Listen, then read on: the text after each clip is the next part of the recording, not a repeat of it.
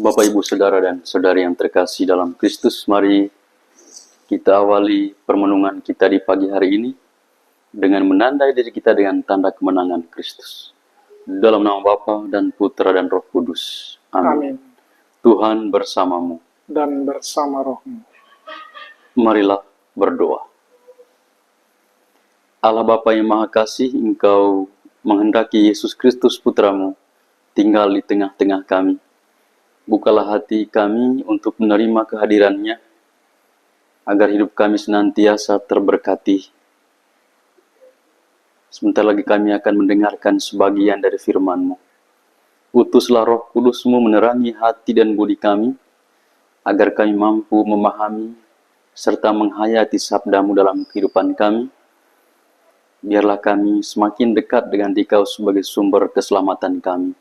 Dengan pengantaran Tuhan kami Yesus Kristus, yang bersama dengan Dikau dalam persatuan Roh Kudus, hidup dan berkuasa Allah sepanjang segala masa. Amin. Tuhan bersamamu dan bersama rohmu. Inilah Injil suci menurut Markus. Dimuliakanlah Tuhan. Sekali peristiwa, datanglah ibu dan saudara-saudara Yesus ke tempat ia mengajar. Mereka berdiri di luar, lalu menyuruh orang memanggil Yesus. Waktu itu ada orang banyak duduk mengelilingi dia. Mereka berkata kepada Yesus, "Lihat, ibu dan saudara-saudaramu ada di luar dan berusaha menemui engkau."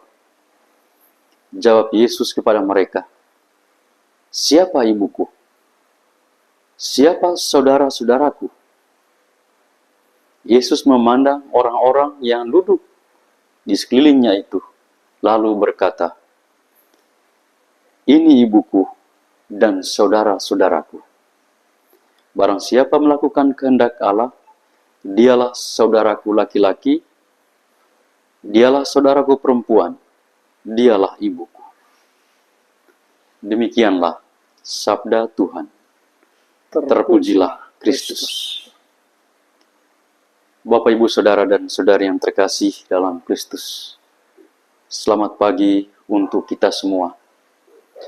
Pada pagi hari ini, kita bersyukur kepada Tuhan, karena Tuhan sudah memanggil kita masuk ke dalam rumahnya yang kudus ini, untuk mendengar serta merenungkan firman-Nya. Firman Tuhan pada hari ini mau mengatakan kepada kita semua bahwa kita ini adalah satu keluarga Allah. Dan karena itu Yesus dengan jelas mengatakan, orang yang setia mendengarkan sabda Allah, dialah saudaraku laki-laki, dialah saudaraku perempuan, dialah ibuku.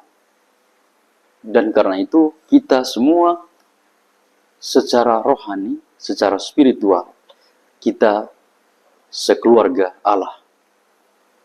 Relasi bukan berdasarkan hubungan darah, tetapi bagi Yesus relasi yang dimaksudkan adalah relasi secara rohani. Secara rohani, apabila kita setia mendengarkan firman Allah dan melaksanakannya dalam kehidupan kita.